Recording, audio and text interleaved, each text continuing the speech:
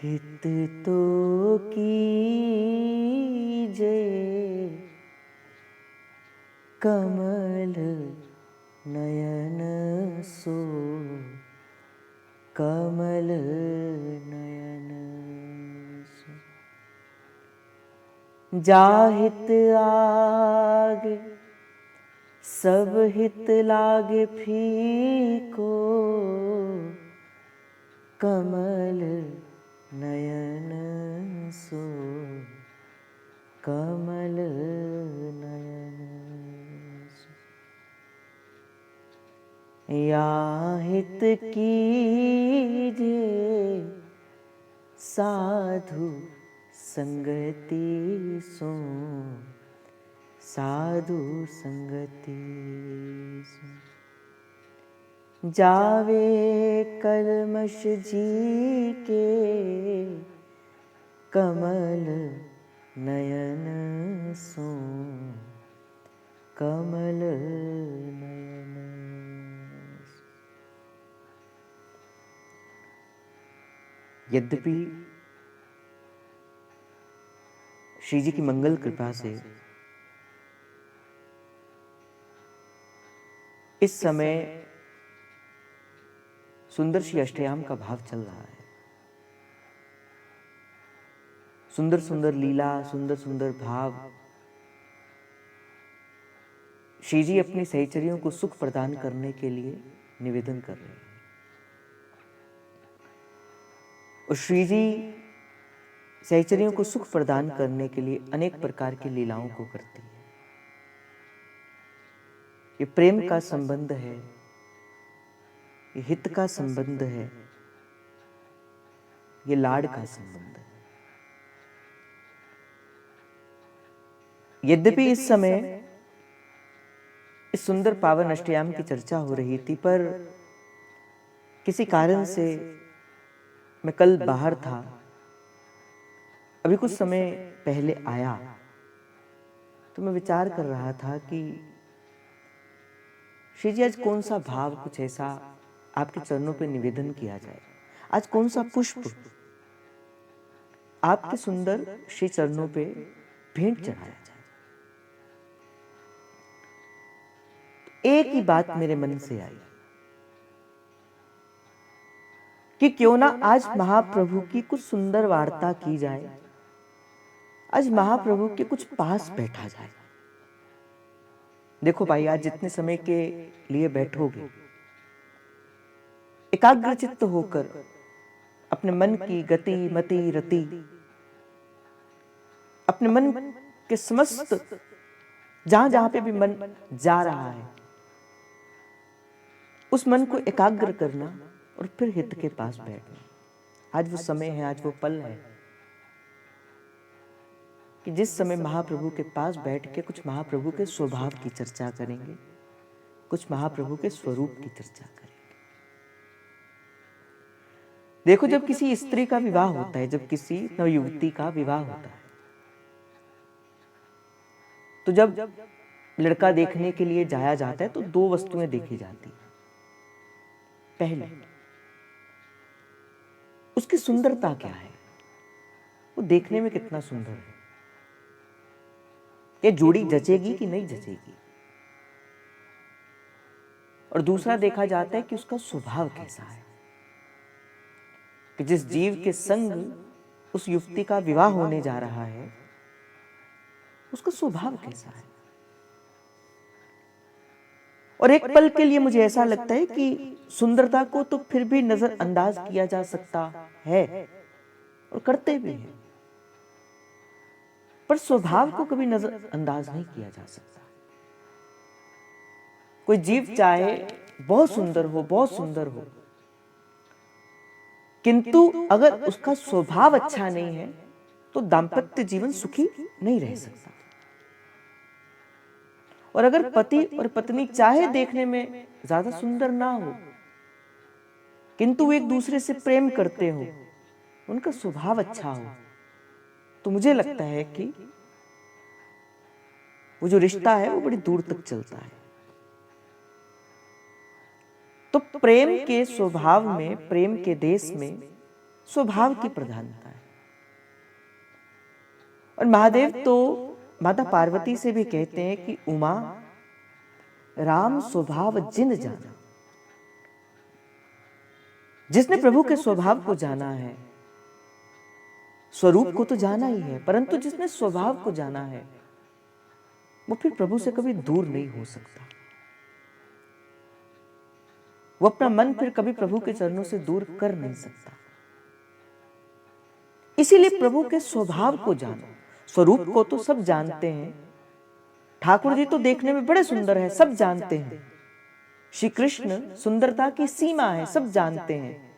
किशोरी जो प्रेम की सुंदरता की सीमा है, सब जानते हैं। ये एक बात है, यद्यपि ये भी बड़ी विशेष है, परंतु इनके संग संग इन दोनों युगल का स्वभाव भी बड़ा सुंदर है। भक्त चाहे अपने प्रभु को छोड़ भी सकता है, भक्त अपने प्रभु को छोड़ भी सकता है, पर प्रभु का स्वभाव ऐसा है कि जिसे एक बार अपना बना लेते हैं फिर कभी प्रभु से नहीं छोड़ते, फिर कभी प्रभु उसका हाथ नहीं छोड़ते। प्रभु का स्वभाव है। उमा राम स्वभाव जिन जाना, बोले जो इस स्वभाव को जान जाता है फिर वो कभी संसार की आसक्ति में फंसता नहीं है। इसलिए क्यों बार बार आपको लीला कथा श्रवण कराई जाती है, क्यों बार बार आपको प्रभु के स्वभाव का चिंतन कराया जाता है, क्यों बार बार प्रभु के स्वभाव का प्रसाद आपको दिया जाता है, क्योंकि आपका मन चित्त इस बात को स्वीकार कर ले कि प्रभु जितने देखने में सुंदर है उतना ही प्रभु का स्वभाव भी सुंदर है। प्रभु करुणा निधान है, प्रभु भक्त वत्सल है, प्रभु दीन बंधु है, प्रभु जगन्नाथ है। एक व्यक्ति के इतने नाम, वो दीन बंधु भी है, वो करुणा निधान भी है, वो जगन्नाथ भी है, वो भक्त वत्सल भी है, वो सब कुछ है। कभी विचार करना कैसे उनका ऐसा ऐसा नाम पड़ा होगा। कुछ तो होगा उनका स्वभाव ऐसा कि भक्त प्रेम से भरकर उनको पुकारते हैं और प्रभु दौड़े चले आते हैं। गांधारी को भरी सभा में राम नाम सुध आई। और सारा संसार जानता है कि जब गांधारी ने पुकारा प्रभु को, हे द्वारिकावासिन, हे श्री कृष्ण गोविंद हरे मुरारी, और सारा संसार जानता है प्रभु ने वो साड़ी का स्वरूप धारण करके उस गांधारी के लोक और लाज की रक्षा को किया है कि फिर किसी को कहना पड़ा कि साड़ी बीच नारी है कि नारी बीच साड़ी है, कि साड़ी ही की नारी है कि नारी ही की साड़ी है। कभी विचार करो, ऐसा है स्वरूप हमारे श्री ठाकुर जी का। जब सुदामा आए तो कुछ भी नहीं था,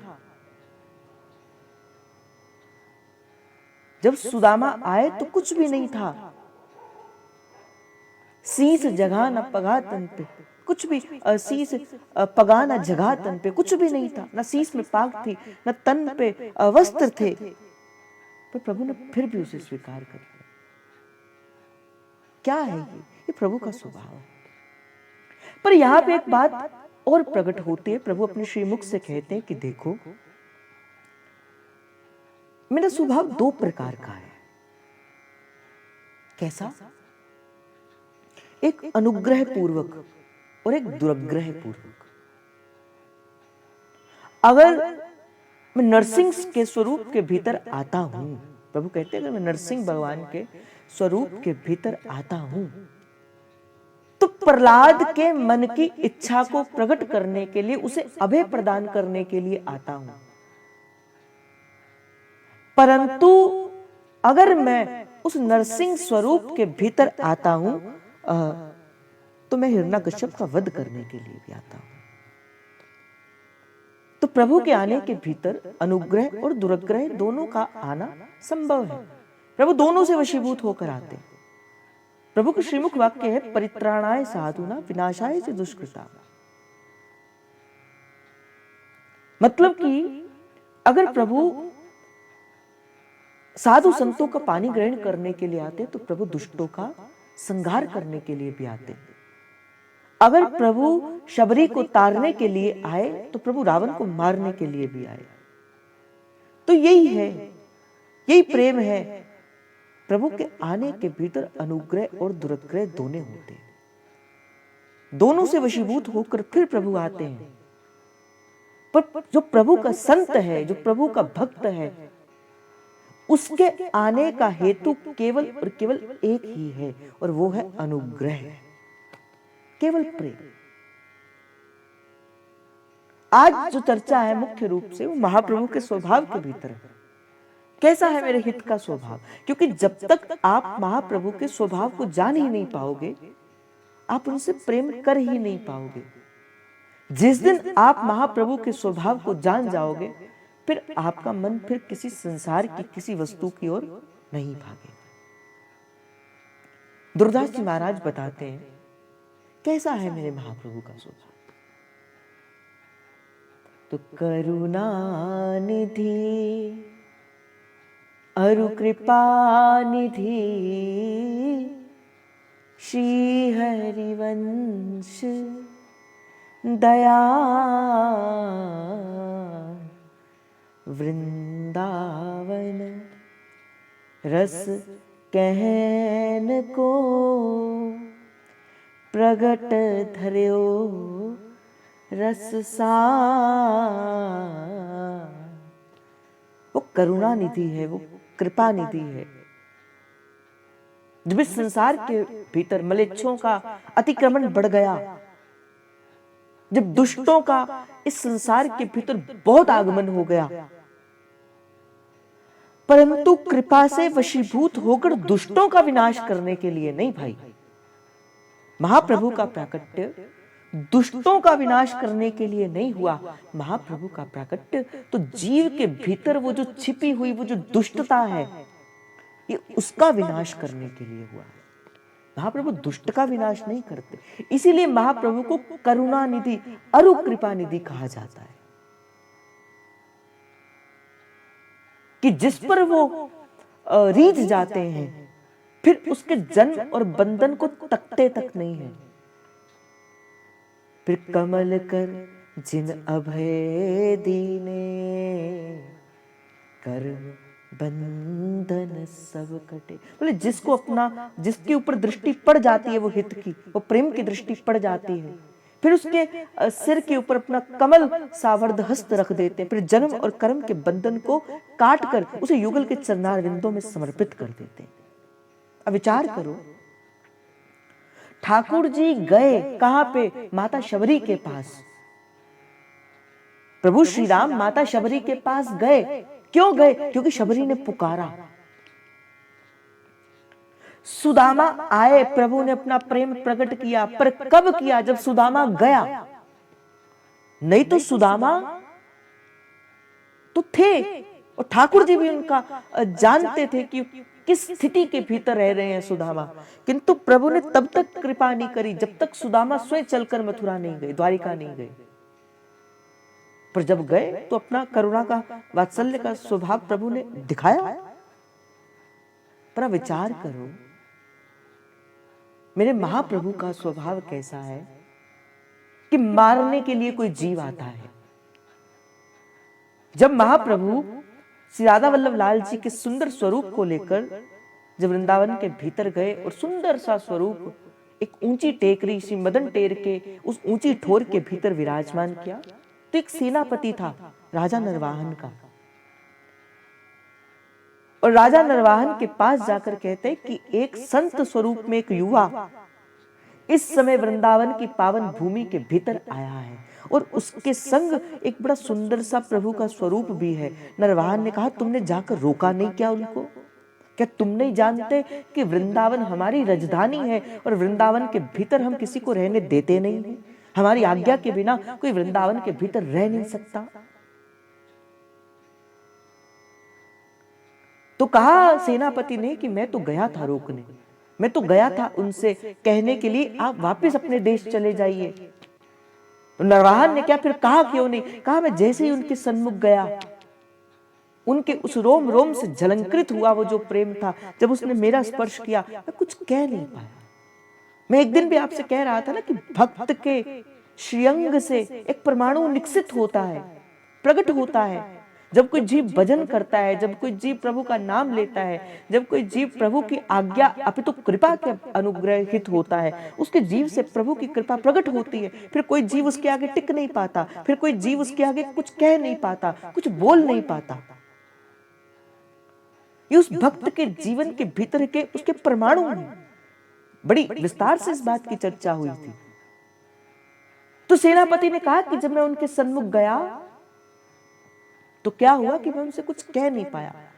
डांट दिया राजा नरवाहन ने सेनापति को, और उसके हाथ से जो तलवार थी उसे अपने हाथ में लेकर कहते, तुम्हारी तलवार को जंग लग गई है, जाओ मैं तुम्हें बताता हूं कि किस प्रकार किसी अपराधी को दंड दिया जाता है। इसी तलवार से या तो उसे वापस जाना पड़ेगा, नहीं तो आज उसकी मृत्यु मेरे हाथों से लिखी है। कहते थे इतना भय श्रीधाम वृंदावन के भीतर श्री राजा नरवाहन ने अपना रखा था कि उस स्थान पर, जिस स्थान पर राजा नरवाहन रहा करते थे, उस स्थान का नाम ही भयगांव पड़ गया। भयगांव कि भय से भरा। तो जब राजा नरवाहन जी यमुना जी से कुछ जकात लेते, कुछ चुंगी लेते, क्योंकि वृंदावन बड़ा सघन कुंज हुआ करता था, तो जो छिपाया हुआ धन था वो वृंदावन की सघन कुंजों के भीतर रख दिया करते थे, जिस कारण से वो किसी को वृंदावन में ठहरने दिया नहीं करते थे। और अपनी एक तो फौज भी बनाकर रख ली थी। तो महाप्रभु को मारने के लिए जब राजा नरवाहन गए, उस समय महाप्रभु श्री नवलदास जी के संग बैठकर वृंदावन के सुंदर स्वरूप की चर्चा कर रहे थे। और नवलदास जी से कहते हैं कि नवलदास, ये जो तुम सघन कुंजे देख रहे हो, ये जो तुम वृंदावन देख रहे हो, ये मेरे युगल की नित्य विहार स्थली है। इन्हीं रजकन के ऊपर मेरी लाडली नित्य प्रति अपने चरणों को धारण करती है। जो सारे संसार को चलाने वाला, जो सारे संसार में अपने ऐश्वर्य को प्रकट करने वाला जो ठाकुर है, जब इस ब्रज की रज के भीतर आता है तो वो अपने ऐश्वर्य को भूलकर अपने माधुर्य के स्वरूप में प्रकट हो जाता है। ऐसी अनेक अनेक बातें, अनेक अनेक बातें श्री महाप्रभु सत्संग के स्वरूप के भीतर श्री नवलदास जी के संग कर रहे थे। बड़ा अच्छा हुआ, बड़ा सुंदर सत्संग चल रहा था। राजा नरवाहन पीछे से आया, किस हेतु से? प्रभु को मारने के लिए। कभी विचार करना। कहते हैं ना, करत जे अनसहन निंदक तीनों पे अनुग्रह करो। हित का क्या स्वरूप है? देखो भाई, कोई आपके प्रति हित का स्वभाव रखता है, प्रेम का स्वभाव रखता है, और फिर आप उसको प्रत्युत्तर देते हुए भी उसको उत्तर के स्वरूप के भीतर प्रेम देते हो। ये तो जगत की रीत है, ये तो सारा संसार करता है। आप किसी से प्रेम करो, अब तो जानवर से भी प्रेम करो, जानवर भी आपसे प्रेम करेगा। पर हित का स्वरूप वस्तुतः है क्या? कि चाहे आप किसी के प्रति हित का, आपके प्रति कोई हित का स्वभाव रखे, अपितु ना रखे, किंतु आपके मन में कभी उसका अहित चिंतन नहीं होना चाहिए। ये हित कहता है। राजा नरवाहन मारने के लिए आए महाप्रभु के पास, किंतु और कहते हैं कि अभी पीठ का दर्शन हुआ महाप्रभु के, और महाप्रभु नवलदास जी के संग बैठकर वृंदावन की चर्चा कर रहे थे।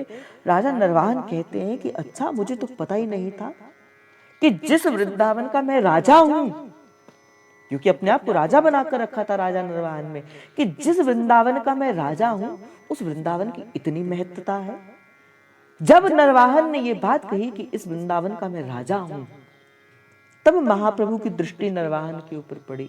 नरवाहन से कहते, नरवाहन, इस वृंदावन के ठाकुर और ठकुरानी तो केवल एक हमारे नवनिवृत्त निकुंज विलासी श्रीत राधा वल्लभ लाल है। यही है इस वृंदावन के ठाकुर ठकुरानी, यही है यहाँ के राजा, यही है यहाँ की रानी। और भीतर वो जो हित का स्वभाव था वो जागा महाप्रभु के, कि ये जीव भटका हुआ है भाई, ये भटका हुआ जीव है जो संसार की आसक्ति में इतना डूब गया है कि परमार्थ के पथ से विमुख हो चुका है। पर उपकार के पथ से ये विमुख हो चुका है, हिंसा के राह पर चल गया है, ये मेरे द्वार पर चल कर आया है, इस पे इसका कल्याण होना चाहिए। संत के द्वार पर जब कोई जीव विशुद्ध भाव से, चाहे किसी भी भाव से चलकर आए, संत उसका कल्याण करता है। क्यों? क्योंकि संत के भीतर हित का स्वभाव है। महाप्रभु ने विचार किया, ये मेरे द्वार पर आया है, चाहे मुझे मारने के लिए ही आया है, किंतु ये मेरे द्वार पर आया है, मैं इसको कभी खाली हाथ नहीं जाने दूंगा। प्रेम से भरकर महाप्रभु श्री राधा वल्लभ लाल की ओर इशारा करके कहते, नरवाहन देख प्रभु निहार, देख नरवाहन तेरे सन्मुख कौन खड़ा है। ब्रज नव तरुणी कदम्ब चूड़ामणि श्री राधे, नमो नमो जगदवंदे श्री वृंदावन वनेश्वरी, तप्त कांचन गौरांगी श्री राधे वृंदावन वनेश्वरी, श्री वृषभानु सुते देवी प्रणनमामि श्री हरिप्रिया। देख तेरे सन्मुख कौन खड़ा है, गौर वरण वृषभानु नंदिनी, श्याम वरण नंद नंद, बसो मेरे नैनन में दो चंद, बसो मेरे नैनन में दो चंद। देख तेरे सन्मुख कौन खड़ा है। और जैसे ही महाप्रभु ने कहा, नरवाहन देख तेरे सन्मुख कौन खड़ा है, नरवाहन प्रभु निहार, नरवाहन प्रभु निहार, लोचन भर घोष नार, नख शिख सौंदर्य आनंद दुख निकंदनी। देख तेरे भीतर का जो आनंद है, तो प्रभु के दर्शन के भीतर छुपा है, तू देख उसकी ओर। और जैसे ही नरवाहन की दृष्टि महाप्रभु के आज्ञा से श्री राधा वल्लभ लाल जी के ऊपर पड़ी, तो बाकी जितने भी जन श्री राजा नरवाहन के संग आए थे, उन्हें तो वही विग्रह दिखा जो विग्रह हमें आज मंदिर में देखने को, दर्शन करने को मिलता है। किंतु नरवाहन को उस विग्रह के भीतर क्या दिखा, रूप बेली प्यारी बनी, सुप्रीतम प्रेम तमार, दो मन मिले एके भये, श्री राधा वल्लभ लाल। वो आपस में गलबैया लिए हुए युगल श्री नरवाहन के सन्मुख वो सुंदर रूप छवि प्रकट हो गई।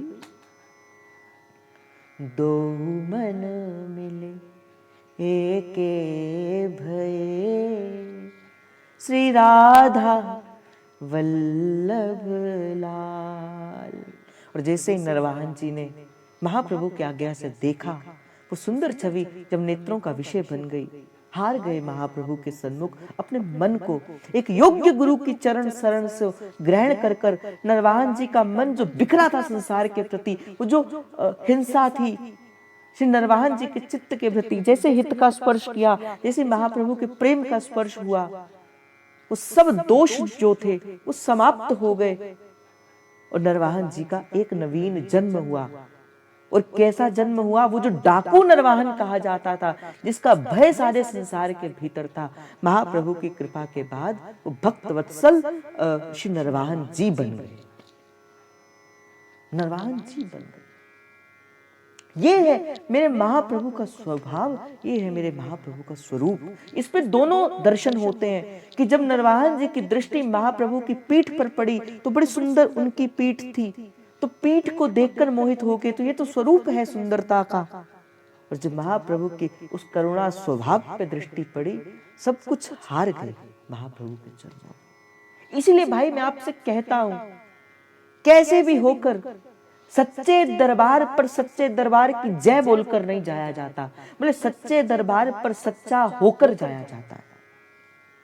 ये जो दरबार है मेरे महाप्रभु का, ये जो मेरी सरकार का दरबार है भाई, यहाँ पे सच्चे दरबार की जय नहीं कही जाती, यहाँ तो सच्चा होकर जाया जाता है। कहते जो तेरे मन में सांच है, जो तेरे मन में सांच है, तू कह कह नारे जना, अंतर यामी जानी है, अंतर घट का भाव। तेरे मन में जो सांझ है ना, तू कह ना रे जनाब, तू कह ना किसी से। अंतर्यामी जानते हैं तेरे मन के भीतर क्या है, वो प्रभु तेरे भीतर को जानते। भाई आप किससे छुपा कर बैठते हो? मैं आपसे कहता हूं ना, आप संसार के लिए तो भक्त बनते हो, क्या वो आपके भीतर को नहीं जानता क्या? आप क्यों आप संसार को धोखा दे सकते हो? संसार में आप एक सुंदर स्वरूप बनकर जा सकते हो, पर प्रभु आपके भीतर को जानते हैं। वो भीतर की सत्यता की ओर देखते हैं, वो भीतर की सुंदरता को देखते हैं, वो भीतर के स्वरूप को देखते हैं। और अगर तेरे मन में सांच है तो भाई कह ना, अपना तन मन धन अपने गुरु को समर्पित करके, और मन सा वाचा कर्मणा एक निष्ठ होकर। जब सेवक जो महाराज कहते मन क्रम वचन कहूं नित तेरे, श्री हरिवंश प्राण धन मेरे। मन सा वाचा कर्मणा श्री हरिवंश चरण रति पाऊं, श्री हरिवंश मैं उर में ध्याऊं, मैं सदा जपूं हरिवंश हरिवंश हरिवंश वाणी। रसिकों का तो भाई यही है, रसिकों का भजन क्या है? श्री हरिवंश। रसिकों का साधन क्या है? श्री हरिवंश। रसिकों का सर्वस्व क्या है? श्री हरिवंश। यही है भाई हमारा जीवन। और भाई मैं आपसे एक और बात बता दूं, मैं आपसे एक और बात बता दूं, ये मेरे अनुभव का विषय है। अगर आप देखना चाहते हो प्रिया और लाल को मुस्कुराते हुए, और अगर ये देखना चाहते हो कि प्यारी जो आपको अपने प्रेम के देश में खींच कर ले जाए, तो चलते फिरते कभी श्री प्यारी जू के सन्मुख प्रेम से भरकर कहना जय जय श्री हरिवंश। प्रेम से भरकर कहना। देखना आपने यहां से प्रेम से भरकर कहा जय जय श्री हरिवंश, और प्यारी जो वहां पे इस नाम को सुनकर मुस्कुराने लगती है। ये अनुभव का विषय है, ये अनुभव का विषय है भाई। सोई जाने जिन दियो जनाई, और जानत तुम्हें होई जाई। बोले कौन जान सकता है हित का स्वरूप कैसा है? जो जाने जिन दियो जनाई, बोले जिसको वो जनाना चाहते हैं, जिसको वो बताना चाहते हैं, वही हित के स्वरूप को जान सकता है। जो जानत जिन दियो जनाई, फिर कहते जानत तुम्हें, और जिसे सच में जो हित को जान जाता है, फिर जानत तुम्हें होए जाई, फिर वो हित ही बन जाता है। फिर उसके भीतर भी वो करुणा का समुद्र जो है उमड़ पड़ता है। जैसे आप दूध के भीतर मीठा डालो, अब दूध का जो टेस्ट है, जो उसका गुण है, वो बदल जाएगा। अब दूध के भीतर मीठा डालो, गुड़ डालो, चीनी डालो, अब दूध मीठा हो जाएगा। अब कोई कहे कि वो दूध जो है, जो मीठा दूध है, इसमें से चीनी को ढूंढ कर बताओ, आप नहीं बता सकते। ध्रुवदास जी महाराज सिद्धांत विचार के अंदर ये उदाहरण देते हैं कि शरबत और खांड देखने में दो अलग अलग हैं। शरबत और खांड देखने में दो अलग अलग हैं, पर जब ये दोनों आपस में मिल जाते हैं और घुल जाते हैं, फिर वो खांड जो है वो शरबत का ही आकार, रूप, स्वभाव सब ले लेता है। अब कोई उसमें से कहे खांड को ढूंढ कर बताओ, नहीं, ढूंढा नहीं जा सकता। क्यों? क्योंकि वो बस गया है, वो रुच गया है, वो अपना स्वभाव दे गया है। बस महाप्रभु भी ऐसी खांड के जैसे हैं, आप जल के जैसे हो। महाप्रभु को मिला दो अपने भीतर, और जिस दिन आप महाप्रभु को अपने भीतर मिला दोगे, वो ऐसा हित आपके भीतर आ जाएगा, फिर आपके भीतर भी सबके प्रति हित का भाव ही जागेगा, सबके प्रति हित का। पर उपकार विचार सुमति जग विस्तरी, फिर सारे संसार के भीतर आप हित का भाव करोगे। फिर ये जो शब्द है ना, सबसो हित निष्काम मति, ये केवल शब्द नहीं रह जाएंगे भाई। इन शब्दों को कहने के बाद महाप्रभु ने अपनी लेखनी समाप्त करती थी। ये महाप्रभु के अंतिम शब्द हैं। स्वटक वाणी का जो अंतिम 26वां दोहा है, सबसो हित निष्काम मति, ये महाप्रभु के अंतिम शब्द हैं। और हम हरिवंशियों के लिए, हम हित के उपासकों के लिए ये गुरु आज्ञा है।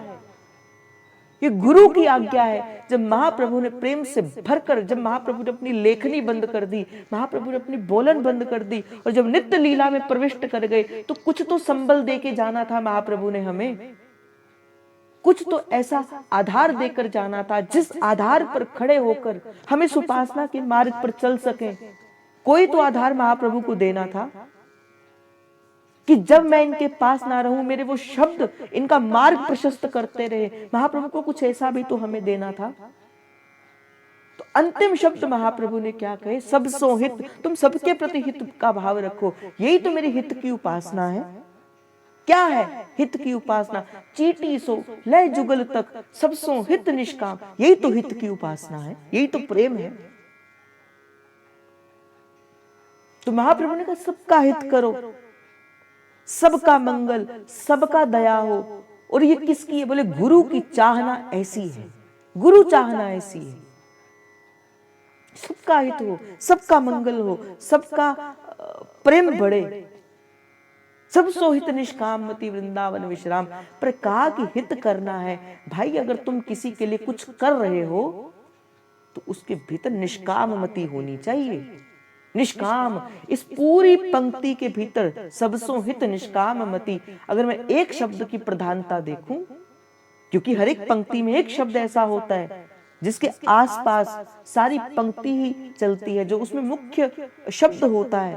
तो इस पूर्ण पंक्तियों में दो है, एक हित है, एक वो है निष्काम है। मैं यहां से आपको सत्संग श्रवण करा रहा हूं, मान के चलो मैं यहां से आपको सत्संग दे रहा हूं। यद्यपि ये गुरु प्रसाद है, इसको संजोकर रखने का अधिकार मेरे पास नहीं है, मुझे बांटना ही पड़ेगा। और ये एक ऐसा धन है जो जितना बांटूंगा मैं उतना ही बढ़ेगा, क्योंकि हित है ना, प्रेम है ना। ये तो जितना बांटेंगे उतना बढ़ेगा। यद्यपि मैं यहां से सत्संग यद्यपि करवाने वाले तो करत करावनहार आप, यद्यपि निमित्त बनाकर मुझे यहाँ पे महाप्रभु ने बिठाया है कि आपको मैं महाप्रभु का सुंदर स्वरूप, सुंदर स्वभाव बता सकूं। और इसके प्रत्युत्तर में अगर मैं आपसे कुछ लेने की इच्छा करूं, कि आपसे कुछ लेना चाहूं, चाहे वो आपसे प्रेम से भरे हुए शब्द ही क्यों ना हो, पर अगर मैं उसे स्वीकार कर लेता हूं तो मैं अपने इस विद्या का सौदा करता हूं, मैं इस प्रेम का सौदा करता हूं कि मैंने आपको कुछ दिया और उसके प्रत्युत्तर में कुछ लिया। ना भाई ना, मुझे आपसे कुछ नहीं चाहिए। मैं ईमानदारी से महाप्रभु के सानिध्य में के भीतर होकर आपसे कहता हूं, मुझे आपसे कुछ नहीं चाहिए। कुछ अर्थात कुछ भी नहीं चाहिए। मुझे ये चाहिए कि अगर यहां से मैं अगर आपको कोई प्रसाद दे रहा हूं तो आपकी रति मति गति मेरे आचार्य के चरणों पे पूर्ण रूप से अनुरक्त हो जाए। मुझे यही चाहिए, मुझे और कुछ नहीं चाहिए आपसे। अगर आपसे मैं कुछ भी लेने की इच्छा करूं तो अर्थात मैं अपने जे के प्रसाद का सौदा करता हूं, और वो मुझे नहीं चाहिए। मेरे कहने में केवल और केवल मेरे गुरु का यश होना चाहिए। मुझे उनका यश बढ़ाना है, मुझे अपना यश नहीं बढ़ाना। मुझे आपको उनके संग जोड़ना है, मुझे आपको अपने संग नहीं जोड़ना। ये मेरा हित सिखाता है। मुझे आपको अपने साथ लेकर, हाँ मैं चल सकता हूं आपके संग संग, द्वार तक छोड़ने जा सकता हूं, पर द्वार से लांगा जाता है, द्वार पर खड़ा नहीं हुआ जाता। आप आइए, आप हाथ पकड़िए और आप चलिए वहां पे जहां आपको जाना है, आप वहां चलिए। इसीलिए मैं नित्य प्रति, यद्यपि आज मेरी हालत नहीं है यहां पे बैठने की, पर मैं क्यों? क्योंकि मुझे अपने गुरु का प्रसाद यहां पे बांटना है। मुझे आनंद मिलता है इसमें। अगर आपके एक भी जीव के मध्य में मेरे महाप्रभु के प्रति प्रेम जागृत हो जाएगा, मुझे मेरी दक्षिणा मिल जाएगी, मुझे मेरा सर्वस्व मिल जाएगा। आप प्रेम से भर के अगर आपके नेत्रों में मेरे महाप्रभु के लिए वो जो प्रेम के अश्रु आ जाएंगे ना, मैं सच से कहता हूं, मैं महाप्रभु के सानिध्य में आपसे एक बात कह रहा हूं, अगर आपके नेत्रों में प्रेम से भरकर मेरे महाप्रभु के लिए अश्रु आ जाएंगे ना, मुझे ऐसा लगेगा मैंने बड़ी सुंदर सी भेंट महाप्रभु के चरणों में समर्पित कर दी।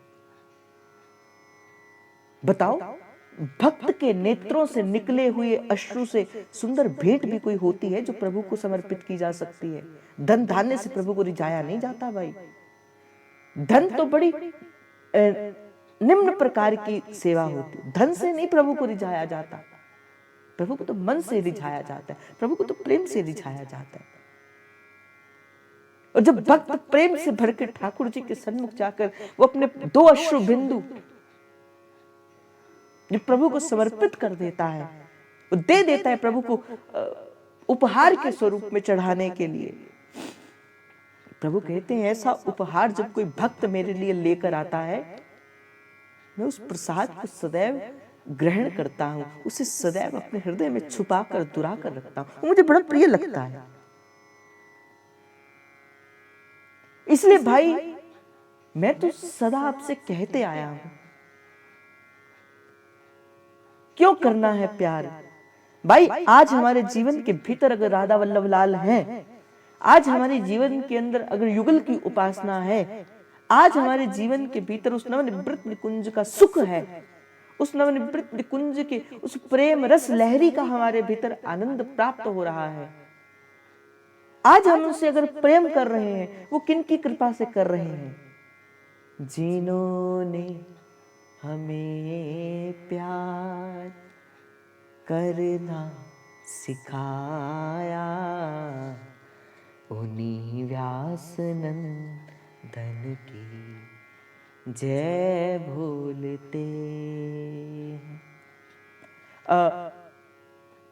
मुझे मेरा रोम रोम पुलकित हो जाता है उस घटना का स्मरण करते हुए, जब जूनागढ़ के नरेश ने जब विट्ठल दास जी को, जब विट्ठल दास जी श्री द्वारिकाधीश के दर्शन करने के लिए द्वारिका में जाते हैं, और द्वारिकाधीश के दर्शन करने जाते नहीं तो भक्त के जीवन की एक ऐसी बड़ी घटना घटती है कि भक्त जब आगे चलता है तो जलने वाले बहुत ज्यादा जन आते हैं।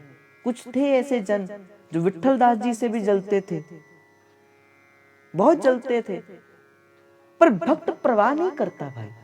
जो भक्त होता है, क्योंकि उसकी दृष्टि संसार की किसी वस्तु के लिए है, उसे संसार की कोई वस्तु चाहिए ही नहीं। वो परवाह तो तब किसी की करे कि अगर उसे संसार की कोई वस्तु चाहिए हो, उसे तो चाहिए वो वस्तु।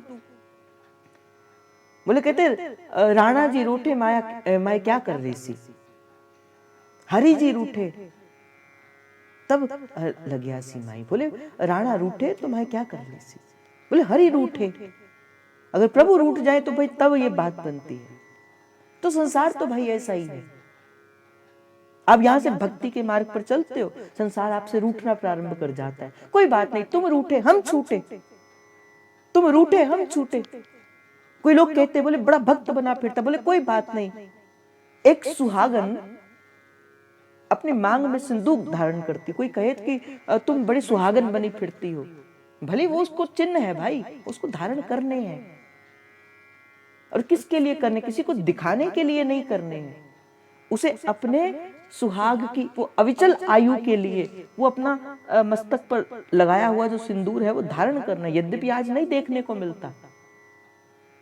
उसे अपने गले पे जो मंगल सूत्र है वो क्यों धारण करना? वो जो देखो, जब किसी का विवाह होता है तो 2 निशानियां उसे दी जाती है। पहली, पति 2 निशानी देता है अपनी। सबसे पहली निशानी क्या देता है? ये तो आजकल आ गया, ये जो रिंग सेरेमनी आ गई ना, ये तो आजकल आ गई। वैसे तो होती थी, ऐसा नहीं है कि प्रभु श्री राम जी के जन्म में भी हुई थी। प्रभु मुद्रिका मेल मुख माही, मुद्रिका का समय था। पर 2 निशानी जब पानी ग्रहण होता है उस समय 2 निशानियां दी जाती हैं। सबसे पहली एक सिंदूर की मांग दी जाती है, और दूसरी उस पति के सौभाग्य का जो सूचक है वो मंगलसूत्र उसे प्रदान किया जाता है। और जो सुहागिन नारी होती है उसे चाहिए कि इन 2 चिन्हों को सदा अपने श्रीअंग पर धारण करके रखे। क्यों?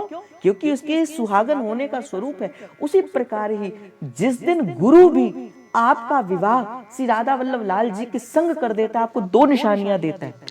कौन कौन सी निशानी देता है बताओ, लिख कर बताओ, कौन कौन सी निशानी आपको गुरु देता है? आपको बताओ। एक तो मंगलसूत्र देता है गुरु भी आपको, लिखकर बताया करो, बोलकर नहीं बताया करो। आप तो पुराने जनों, आपको तब भी पता नहीं चलता। एक तो कंठी देता है, वो कंठी क्या है? वो मंगलसूत्र का सूचक है। और एक तिलक देता है, वो तिलक क्या है? मंगल सौभाग्य का सूचक है। तो इन दो चीजों के बिना तो एक साधक को रहना चाहिए ही नहीं। इसलिए भाई इन दो चिन्हों को अपने जीवन के भीतर धारण करना चाहिए। दो स्वरूप आपके जीवन के भीतर होने चाहिए। तो क्या कह रहा था मैं आपसे, कहां से चली ये बात बताओ?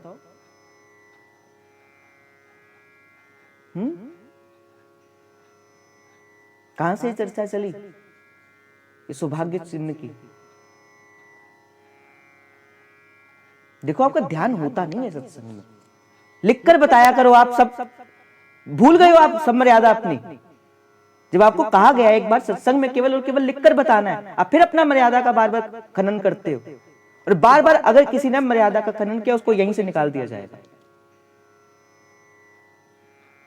आपको कुछ दिन से कुछ कहा नहीं गया, आप मर्यादा का खनन करना प्रारंभ कर देते हो सत्संग के भीतर।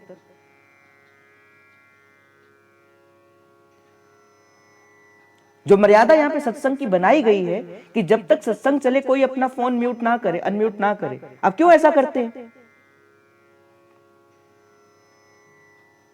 श्री राधा वल्लभ लाल की। तो विट्ठल दास जी का प्रसंग चल रहा था। तो विट्ठल दास जी ने जब द्वारिकाधीश के दर्शन करने से मना कर दिया कि हम नहीं जाएंगे, नहीं करेंगे द्वारिकाधीश के दर्शन, तब कुछ जो चुगलखोर थे, जो जलते थे उनसे, ये तो बड़ा भक्त बना फिरता है, तो राजा के पास जाकर कहते हैं कि हम तो उनके दर्शन, वो तो द्वारिकाधीश के दर्शन करने नहीं गए वो द्वारिकाधीश के दर्शन करने के लिए। बुलाया राजा ने, जूनागढ़ के नरेश ने उनको, कि नहीं गई वो दर्शन करने के लिए। और विट्ठल दास से कहते कि क्या तुम द्वारिकाधीश को प्रभु नहीं मानते हो क्या? तुमने कहा कि नहीं मानते हैं। तो कहा कि जब प्रभु मानते हो तो फिर तुम दर्शन करने क्यों नहीं गए? तो कहा कि ऐसा नहीं कि हम उनको प्रभु नहीं मानते, वो प्रभु हैं, किंतु हम प्रेम तो केवल और केवल अपने राधा वल्लभ लाल जी से ही करते हैं। और उनकी कृपा से ये युगल गौर चरणारविंद हमारे मेरे हृदय के भीतर बसे हैं। और मेरे गुरु की कृपा से ये वृंदावनेश्वरी तो मेरे रोम रोम में छिपी है। खींच गया राजा इस बात का उत्तर सुनकर। कहा अच्छा, अगर तुम्हारे रोम रोम में वृंदावन छुपा है, कहां है तुम्हारे रोम रोम में वृंदावन? दिखाओ, इसके वस्त्र खोलो, मैं देखना चाहता हूं कहां इसके रोम रोम में वृंदावन छिपा है। और जैसे ही भरी सभा के भीतर श्री विट्ठल दास जी के वस्त्रों का हरण किया गया, चीर हरण किया गया, वो उतारे गए वस्त्र, देखा कि महाप्रभु की कृपा से रोम रोम में वृंदावन का वो सुंदर स्वरूप जो था झलंकृत हो रहा था, रोम रोम। और श्रीअंग से एक मादक सुगंध आ रही थी, और वंशी की वो सुंदर सुंदर मधुर तान से पूरा जो राजमहल था वो गुंजायमान हो गया। पर कहते हैं कि जब महाप्रभु को इस घटना का पता लगा, भर गया मेरे महाप्रभु का हृदय कि मेरे शिष्य के साथ ये घटना घटे, और वो भी भरी सभा के भीतर घटे। गुरुत्व जागा महाप्रभु को,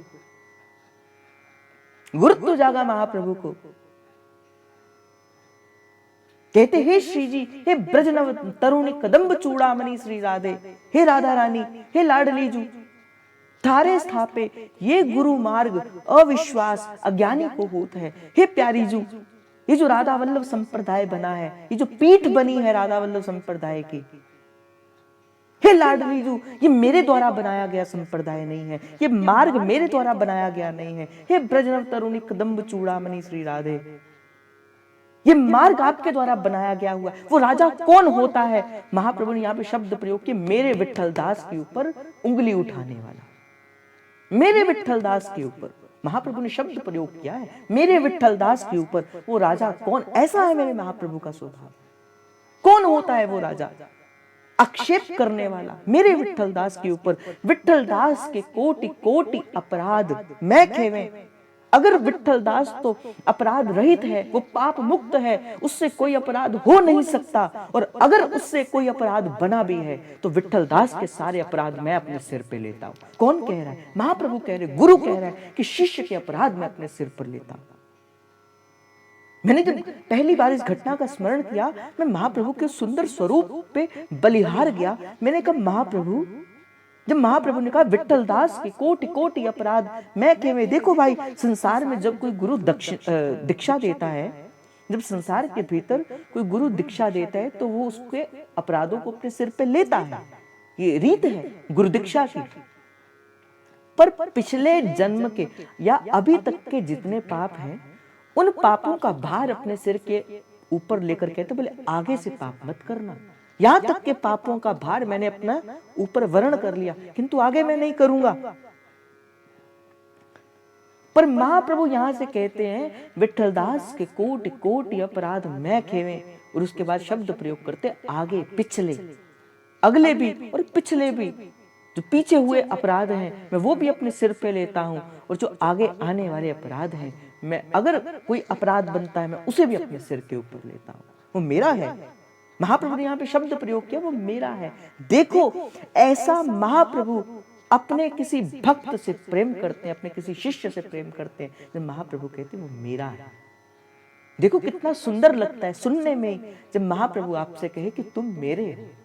अच्छा लगता है ना सुनने में, जब महाप्रभु आपसे कहें कि तुम तो मेरे हो। कितना प्यारा लगता है कि जब आपका गुरु आपसे कह दे कि तुम मेरे हो। देखो आपका जीवन कैसा हो, आपका जीवन कैसा हो। आप गुरु के गर्व और गुरु के गौरव का कारण बने।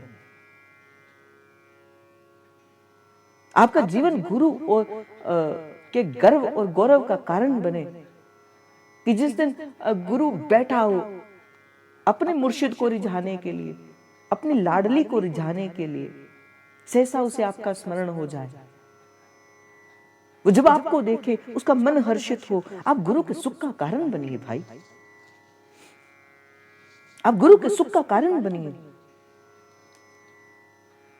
महाप्रभु ने कहा विट्ठल दास के कोटि कोटि अपराध मैं केवे, आगले और पिछले। और देखो महाप्रभु एक स्थान पर कितनी प्यारी बात श्री विट्ठल दास जी से कहते, विट्ठल दास तिहारे पत्र, तिहारे पत्र मुझे निज दिन प्राप्त होते हैं। मेरे मन को बड़ा सुख मिलता है। मुझे ऐसा लगता है इन शब्दों के भीतर मेरा विट्ठल दास ही मेरे पास आकर मेरे हृदय से लग गया। देखो महाप्रभु का दैन्य कि कहते विट्ठल दास तिहारी पत्रिका मुझे नित्य मिलती है, और जब मैं नित्य प्रति उन पत्रों को पढ़ता हूं मुझे ऐसा लगता है कि मेरा विट्ठल दास ही मुझे मिलने के लिए आ गया है। और विट्ठल दास तुम ये मत सोचना कि केवल तुम्हें ही हमारी याद आती है, केवल तुम्हें ही हमारी याद आती। विट्ठल दास तेरी याद में हम भी अपने प्राणों को छोड़ने ही वाले थे। तेरी याद भी मुझे बहुत सताती है। और फिर महाप्रभु एक स्थान पर कहते हैं विट्ठल दास तिहारे नाते, मुझे बड़ी सुंदर पंक्ति लगती है, मुझे बहुत प्रिय है ये पंक्ति। जब महाप्रभु ने कही, मुझे एक होता प्रिय लगना, एक होता अतिशय प्रिय लगना, मुझे बड़ी अतिशय प्रिय है। जब महाप्रभु विट्ठल दास को पत्र लिखते हैं और पत्र लिख कर कहते विट्ठल दास तिहारे नाते श्री जी मुझ को बहुत सुख देते। विट्ठल दास तेरे नाते से। कौन कह रहा है? श्री जी की निज सखी निज अली कह रही है। और किससे कह रही है? अपने शिष्य से कह रही है। और कह रही विट्ठल दास तिहारे नाते श्री जी मुझको बहुत सुख देते। तेरे होने से श्री जी मुझे सुख प्रदान करती है। तुम सदा सुखी रहो, तुम सदा प्रेम से रहो। ऐसा है मेरे महाप्रभु का स्वभाव। आज दो स्वभाव की चर्चा करी, एक राजा नरवाहन जी के चरित्र के भीतर से हमने करने की चर्चा को किया, और एक दूसरा स्वभाव श्री विट्ठलदास जी के वहां से लेकर को किया कि कैसे मेरे महाप्रभु ने कहा कि कौन होता है वो राजा मेरे विट्ठलदास पर आक्षेप करने वाला, मेरे विट्ठलदास के ऊपर उंगली उठाने वाला। विट्ठलदास मेरा है। अब बताओ, अगर अब भी इन महाप्रभु के चरणों को छोड़कर अगर मन कहीं और जाए तो भाई मुझे नहीं लगता फिर हार जाओगे बाजी संसार में। आज मिली है अगर श्री जी, इसीलिए तो श्री सेवक जी महाराज कहते, बोले मन क्रम वचन कहूं नित टेरे। अब तो मैंने मनसा वाचा कर्मणा होके इस नाम का आश्रय ले लिया है। श्री हरिवंश प्राण धन में, आप मेरे प्राणों के धन हो। एक स्थान पर श्री सेवक जी महाराज कहते, बोले जो हरि नाम जगत शिरोमणि। सारे संसार में हरि का नाम लिया जाता है, जो हरि नाम, और जगत शिरोमणि वो सारे संसार को चलाने वाला है। पर सेवक जी महाराज कहते, वंश बिना कब हो ना लियो। मैं वंश के बिना मैं कभी भी इस नाम को लूंगा ही नहीं। भाई ऐसा प्रेम किया है संतों ने, रसिकों ने, वैष्णवों ने। और जैसे मैं आपसे कहता था ना, महाप्रभु के एक बाल सहचर थे, महाप्रभु के एक बाल मित्र थे।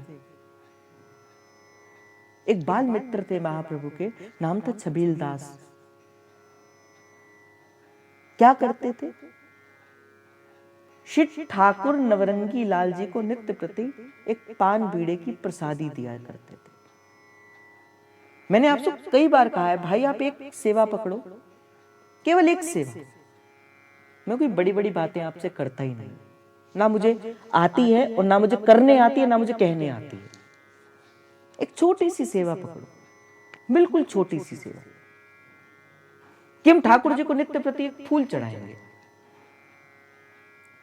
ये तो कर सकते होंगे, ये ठाकुर जी को एक मिश्री का भोग लगाएंगे, या ठाकुर जी को एक बादाम का भोग लगाएंगे, या ठाकुर जी को एक पान का भोग, जैसे आपको सुविधा लगे। अब नित्य एक सेवा पकड़ो। और ये भी नहीं कर सकते तो हम ठाकुर जी को एक पद नित्य प्रति गाकर सुनाएंगे। चतुरासी जी का एक पद नित्य प्रति गाकर सुनाएंगे। कोई एक सेवा पकड़ो, पर तन मन प्राण से फिर सेवा का निर्वाह करना, तन मन प्राण से। ऐसा ही हुआ। महाप्रभु के मित्र थे, नाम था छबील दास, तंबोली परिवार से थे, पान बनाते थे और ठाकुर नवरंगी लाल जी को नित्य प्रति एक पान भीड़े की प्रसादी दिया करते थे, प्रसाद के स्वरूप के भीतर। कहते कितना भी आंधी, कितना भी तूफान क्यों ना हो जाए, वो सेवा का क्रम कभी टूटता नहीं था। अनुकूलता अथवा प्रतिकूलता हो जाए, कुछ भी हो जाए, किंतु वो सेवा का प्रवाह नहीं छूटा था। और जो प्रवाह में चलती है कोई भी लहर, वो एक दिन तक अपने गंतव्य में पहुंच ही जाती है। चरे वेती चरे वेती चरे वेती, जो चलती रहती है, चलती रहती है, चलती रहती है। एक दिन ऐसा आता है वो समुद्र में मिलकर समुद्र ही हो जाती है। नदी कभी रुकती नहीं है भाई, आप खुद देखो, नदी कभी रुकती नहीं है, वो चलती रहती है। पर जहां चलती है वो चलते चलते रुकती नहीं है। अनेक उसके द्वार के भीतर रोड़े आते हैं, रोकने का मार्ग होता है, पर नदी सब उन द्वारों को तोड़ते हुए चलती रहती है, अपना मार्ग बनाती है। और फिर एक समय ऐसा आता है वो समुद्र में जाके समुद्र बन जाती है। ऐसा ही होता है भाई। हम भी क्या है, हम एक छोटी सी नदी हैं जो सेवा की मंदाकिनी से या जो सेवा की गंगा से चल रहे हैं, अपनी गति से चल रहे हैं। चलते जाना। अभी किसी ने पूछा कहीं बाहर हो तो मानसिक कर सकते, मैं कहता हूँ प्रगट सेवा से बड़ी अगर कोई सेवा होती तो वो मानसिक सेवा होती है। अगर आप मानसिक कर सको उससे तो बड़ी कोई सेवा ही नहीं है, उससे तो अच्छी कोई सेवा ही नहीं है, आप कर सकते हो। क्या कह रहा था मैं आपसे? देखो आज मैं भूल रहा हूं चीजें। हाँ, मैं आपसे कह रहा था कि नदी किस प्रकार से चलते चलते एक वो जो छोटा सा बिंदु है वो सिंधु बन जाता है। आप भी अपनी सेवा को पकड़ के रखो, चाहे छोटी सी सेवा ही क्यों ना करो, किंतु वो सेवा में अनुकूलता अथवा प्रतिकूलता में वो सेवा का क्रम ना टूटे। और अगर आपने ईमानदारी से उस सेवा को कर लिया, 12 वर्ष की अवधि बताते हैं वैसे संत, 12 वर्ष, अगर एक निष्ठ होकर 12 मासी 12 वर्ष तक आपने अपनी सेवा का निर्वाह कर दिया, ना हो आपका भजन कोई बात नहीं, ना हो आपका कोई और साधन कोई बात नहीं, किंतु आपने अपना नियम पूर्वक पूर्ण कर लिया तो श्री जी के सुंदर स्वरूप के दर्शन आपको प्राप्त होंगे। 12 वर्ष का नियम होता है। तो विट्ठलदास जी ने भी ऐसा ही किया। जब महाप्रभु आए, अब विट्ठलदास जी का मन लगा नहीं, सीधे बन के भीतर पीछे पीछे चल दिए, मेरे महाप्रभु के पास भी जा रहे। और महाप्रभु के पास जाकर कहते, महाप्रभु देखो आप हमारे बाल सहचर हो, आप सदा जो है हमारे साथ ही तो क्रीड़ा किया करते थे, अब आप यहाँ आ गए, अब हमारा मन भी नहीं लगता। ऐसा ही होना चाहिए आपका हृदय, ऐसा ही होना चाहिए आपका हृदय। कि कभी तो महाप्रभु से कहा करो, महाप्रभु अब आपके बिना हमारा मन नहीं लगता। कहा कभी ऐसा आपने कभी महाप्रभु से, महाप्रभु अब आपके बिना हमारा मन नहीं लगता? कहा कभी किसी हाथ खड़ा करके बता, कहा कभी किसी ने ऐसा? किसी ने भी नहीं कहा। चलो एक तो हम नहीं लगता हमारा मन आपके बिना, अब हमें ले चलो अपने देश में। तो विट्ठलदास जी ने कहा कि महाप्रभु हमारा मन नहीं लगता अब आपके बिना। महाप्रभु ने कहा कोई बात नहीं, श्री जी के दर्शन चाहते हो तो एक ताली मारी, एक शिष्य आया और जाकर कहते हैं कि बोले जाकर इन्हें रासमंडल की ओर ले जाओ। अब रासमंडल की ओर गए तो कहते हैं कि महाप्रभु ने भेजा था ना, महाप्रभु से कहते थे कि अब हमारा मन नहीं लगता आपके बिना। तो महाप्रभु ने कहा कि क्यों ना इनका मन वहां लगा दिया जाए, फिर वहां से मन निकले ही ना इनका, क्योंकि महिमा तेरी क्या कहूं श्री हरिवंश दयाल, तेरे द्वारे बटत है सहज लाडली लाल। महाप्रभु की शरण को स्वीकार किया था, श्री जी कैसे ना स्वीकार करती। जैसे ही रासमंडल के भीतर गए, देखा सन्मुख मंद मंद मुस्कुराती हुई यमुना जी का तट हो। यमुना जी का ही तट था। पहले बड़े अविरल वेग से यमुना जी प्रवाह किया करती थी। आज जो परिक्रमा मार्ग है ना, जिस परिक्रमा मार्ग से आप होकर जाते हो, ये परिक्रमा मार्ग पहले यमुना जी का ही प्रवाह हुआ करता था। ये जो मदन मोहन जी को जो ऊपर जो सीढ़ियां चलती हैं, ये यमुना जी वहां से बहा करती थी। और जो ऊंची ठोर है वहां तक यमुना जी हुआ करती थी। जो मदन टेर में ऊंची ठोर है, बिल्कुल वहां के बाहर तक यमुना जी का, क्योंकि वो यमुना जी का किनारा था। तो वही हुआ, यमुना जी का तट हो, वो सुंदर वंचिवट हो, मेरा सांवरा निकट हो, जब प्राण तन से निकले। कहा करो कभी ठाकुर जी से। देखो, कहने का ना एक तरीका होता है, कहने का एक तरीका होता है। ये मत कहा करो श्री जी मुझे वृंदावन का वास दे दो, श्री जी मुझे ऐसा कर दो, श्री जी मुझे वैसा कर, ना ना, बस यही कहना है, श्री यमुना जी का तट हो। अब सेवा मांगो प्रभु से। सेवा का तन भी प्रभु को स्वस्थ रखना पड़ता है, सेवा के जीव का मन भी प्रभु को स्वस्थ रखना पड़ता है, और सेवा करने वाले जीव का धन भी प्रभु को स्वस्थ रखना पड़ता है। तन मन धन वो केवल और केवल सेवा से ही वो तीनों की वस्तु में मांग लेता है। इसलिए तन मन धन अलग अलग मत माना करो। मांगनी है तो प्रभु से प्रभु की सेवा मांगो। आज के बाद अगर कभी प्रभु से कुछ लेने की इच्छा हो ना, लेना हो कभी प्रभु से, तो क्या लेना? प्रभु से प्रभु की सेवा लेना। चलो मैं आपको कुंडी बता रहा हूं, प्रभु से प्रभु की सेवा लेना। कहा ना महाप्रभु ने एक स्थान पर कहा, आशास दास्यम। मेरे महाप्रभु सिखाते हैं चल चल कर अपने जीवन के भीतर, हमें भी तो उसके पीछे पीछे चलना है। महाप्रभु कहते हैं आशास दास्यम वृषभानुजाया स्थिरे समध्या स्यच भानुजाया क्रीडानि वृंदावन कुंज वीथि श्वहं नुरादे यतिथिर्वयेहम्।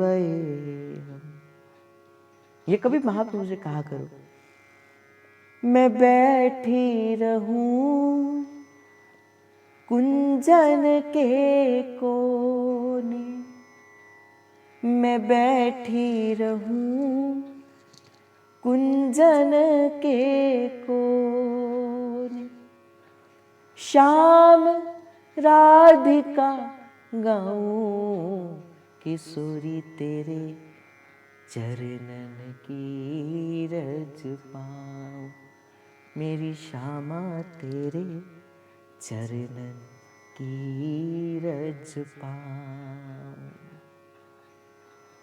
जब नाहरमल जी आए और महाप्रभु जंगल के भीतर अपने हाथों से लकड़ियां बींध कर एक एक लकड़ी अपने उस आंचल की छोर पर डालकर लेकर आ रहे थे, नंगे पांव महाप्रभु, पैरों में कांटे भी चुपे, रक्त भी निकला। नाहरमल जी को देखकर कष्ट हुआ और देखकर कहते हैं महाप्रभु अगर आप आज्ञा प्रदान करें, मैं नित्य प्रति इस कार्य के लिए भीमर नियुक्त कर देता हूं, जो नित्य प्रति आपको एक विहंगी वो जो लकड़ी की है वो काट कर आपके द्वार पर दे दिया करेगा। आप ऐसे मत जाया करें। यद्यपि कुछ गलत नहीं कहा था नाहरमल जी ने, पर कहते सदा प्रसन्न चित्त रहने वाले मेरे आचार्य चरण का मुख उस समय शांत हो गया और कहते नाहरमल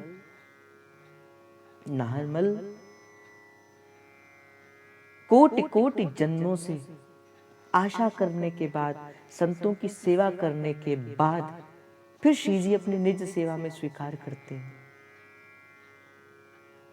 कोटि कोटि संतों की कृपा से आज मुझे ये सेवा प्राप्त हुई है, और तू इस सेवा को किसी धीमर से कराना चाहता है, किसी अन्य व्यक्ति से कराना चाहता है। तू रजोगुण लेकर वृंदावन के भीतर आता है, मैं तुझसे और क्या कहूं। तू अपना है, पर जा विठ्ठल दास, मैं आज से तेरा त्याग करता हूं। इस घटना से भी हमें एक बात पता लगती है, महाप्रभु आचार्य हैं, संप्रदाय चार्य हैं, महाप्रभु सर्वस्व है, पर श्री जी की सेवा अपने हाथों से करते हैं। अच्छा, ईमानदारी से मुझे एक बात बताना, कितने ऐसे जन हैं जो अपने घर पे ठाकुर जी का भोजन अपने घर पे काम करने वाली से बनवाते हैं? ईमानदारी से बताना, जो घर पे कोई कार्य करता है उनसे ठाकुर जी का भोजन बनाते हैं। बताओ, है कोई ऐसा?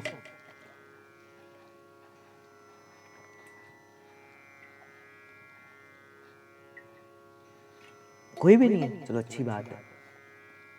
अच्छा आप मुझे ये बताओ कि कितने ऐसे जन हैं जो अपने हाथों से बनाते हैं ठाकुर जी के लिए भोजन?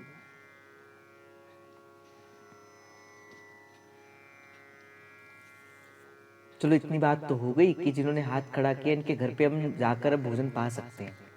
मैं देख लिया भाई आप सबको मैंने, बस आपके घर पे जाकर हम भोजन पाएंगे। क्यों? क्योंकि आप ठाकुर जी को भोग लगाते हो। चलो आपके घर पे तो हम आ सकते हैं। देखो कहीं ना कहीं मैंने अपनी बात ही तो आपसे निकलवाई है। हम आएंगे फिर आपके। क्यों? क्योंकि अब आप ठाकुर जी का प्रसाद मिलेगा। चलो ये तो हास परिहास की बात हो गई, पर ठाकुर जी की सेवा अपने हाथ से किया करो। ठाकुर जी की सेवा अपने हाथ से किया करो, और इसी भाव से मेरी श्री रीझ जाती हैं, इसी भाव से मेरे महाप्रभु रीझ जाते हैं। एक तो महाप्रभु की आज्ञा को नित्य प्रति स्मरण करो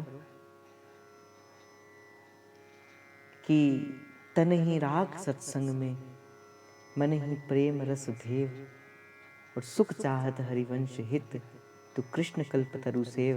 देखो मेरे को तो ब्रज से भी न्योता आ गया, अब तो मैं आऊंगा आपके घर। चलो तो आज का भाव श्री किशोरी जी के चरणों में समर्पित, मेरे महाप्रभु के चरणों में समर्पित, और आप सभी के हृदयस्थ मेरे प्रेम प्रभु को, मेरे हित प्रभु को जय जय श्री हरिवंश, जय जय श्री हरिवंश, जय जय श्री हरिवंश। प्रणाम।